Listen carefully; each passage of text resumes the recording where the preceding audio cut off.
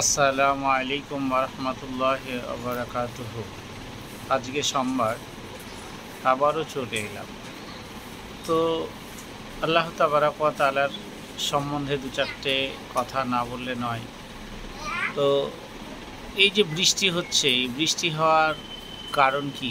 বৃষ্টি বা কেন হচ্ছে না, জমিনের বুক থেকে কেন বৃষ্টি সরে যাচ্ছে, সেটা মত অনুযায়ী আমরা মাটি থেকে যেসব ফসল পেয়ে থাকি, যেমন ধান, গম, ভুট্টা, আখ, বিভিন্ন তৈল জাতীয় দ্রব্য, বিভিন্ন ঝাল জাতীয় দ্রব্য, বিভিন্ন টক জাতীয় দ্রব্য, এর কিন্তু একটা অংশ আল্লাহ তাবারক ওয়া তাআলার পথে ব্যয় করা উচিত। কিন্তু আমরা যখন পেয়ে যাই তখন আর আল্লাহ তাবারক ওয়া তাআলার কথা মনে থাকে না।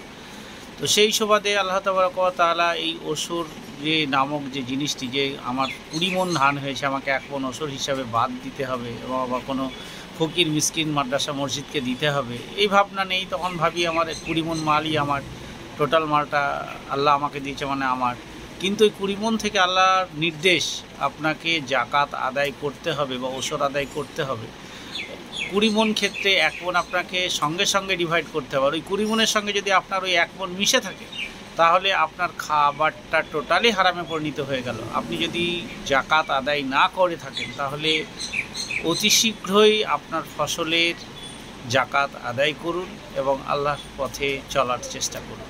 আসসালামু আলাইকুম।